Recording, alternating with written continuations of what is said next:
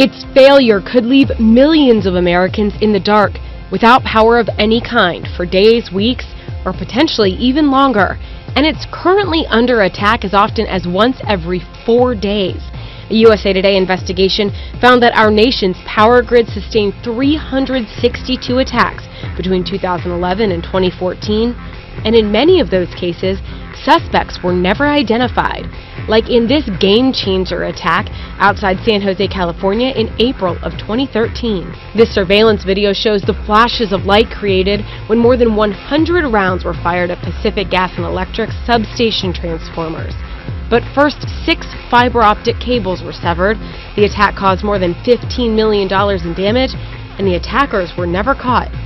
Power wasn't lost, but industry experts say the sophistication and scale was unlike anything they'd seen. This event caused us and the entire industry to take a new and closer look at our critical facilities and what we can do to protect them. After the attack, the Federal Energy Regulatory Commission directed the industry to write new rules for physical security, as transformers and other critical equipment often sit in plain view, protected by just a chain link fence and a few security cameras. Records of hundreds of other attacks in recent years show the same weaknesses that allowed this to occur still exist at thousands of facilities across the country. And while physical attacks are much more common, cyber incidents are on the rise.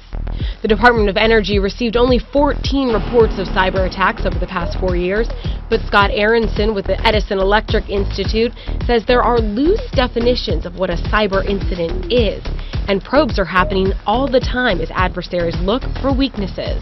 In 2011, the Pedernales Electric Cooperative in Texas was victim to a cyber attack. The utility serves about 200,000 customers, but the board of directors wondered at the time if the attack had a larger purpose. I find it a little amazing that anybody would want to attack one of our substations. You'd think they really wanted to have an impact. They would go for something that would have more impact. I want to believe this was some amateur. It also may have been a test. It could have been. We don't know. What was even more concerning to the then CEO was how the report was handled after being filed with the Department of Energy and the FBI. It's obvious to us that some of the regulatory bodies are not well equipped to accept these and follow up. And again, I think this event has made that very apparent. And while experts say a massive cascading outage is unlikely, it could happen. And if it did, it would be devastating.